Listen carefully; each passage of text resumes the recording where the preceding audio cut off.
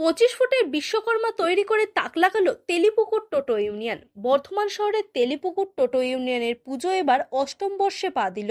সোমবার সন্ধ্যায় পুজোর উদ্বোধন করেন বিশিষ্ট সমাজসেবী রাসবিহারী হালদার। পুজোর উদ্যোক্তা গোপাল শর্মা বলেন, টোটো চালকরা সারা বছর সমাজের সাধারণ মানুষের পাশে থাকি।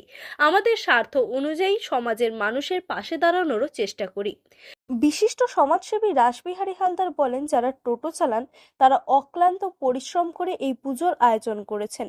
বিগত দিনেও তারা পুজোর পাশাপাশি মাধ্যমিক উচ্চ মাধ্যমিক পরীক্ষার্থীদের পাশে থাকা সহ বিভিন্ন সমাজসেবামূলক কর্মসূচি গ্রহণ করে থাকেন সংগঠনের পক্ষ থেকে। সবাইকে বিশ্বকর্মা পুজোর শুভেচ্ছা। এখানে যারা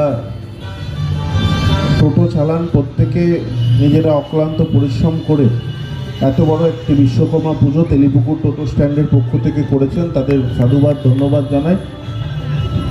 উপস্থিত এই ওয়ার্ডের কাউন্সিলর হিরণ মণ্ডল, উপস্থিত চন্দনা দাস, এখানে প্রদীপ হাজরা, পার্থ গাঙ্গুলি থেকে শুরু করে বিশেষ করে উদ্যোক্তা আমাদের এই ওয়ার্ডের আইএনটিটিউসির সভাপতি গোপাল শর্মা এবং বাবুদা থেকে শুরু করে এখানে আরও আমাদের আইএনটিটিউসির যারা নেতৃত্বরা আছে প্রত্যেকেই আছেন, প্রত্যেককে ধন্যবাদ। এইভাবেই আপনারা এগিয়ে যান এবং